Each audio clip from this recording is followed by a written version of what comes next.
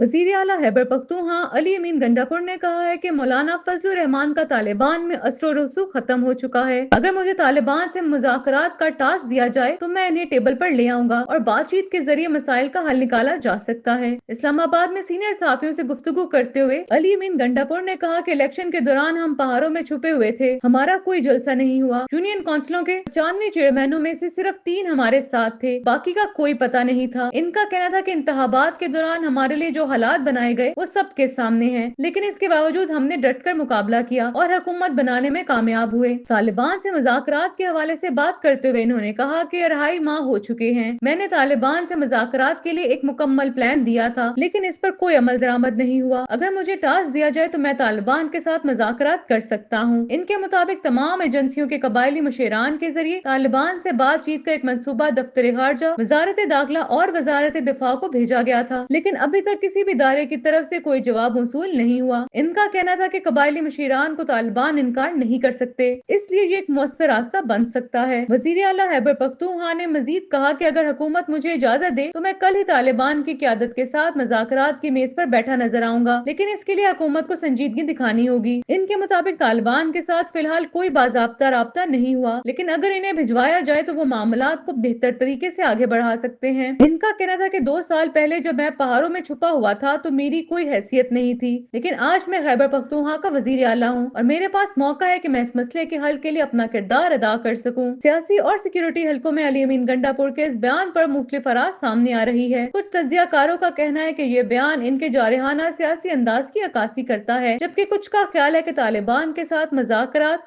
एक हसास मामला है जिसके लिए रियासती इदारों और हुकूमत को मुश्तरका हिकमत अमली अपनाना होगी। आने वाले दिनों में ये देखना होगा कि हुकूमत इस हवाले से क्या मौक़िफ़ इख्तियार करती है और अली अमीन गंडापुर के पास इस दावे पर क्या रद्द-ए-अमल दिया जाता है।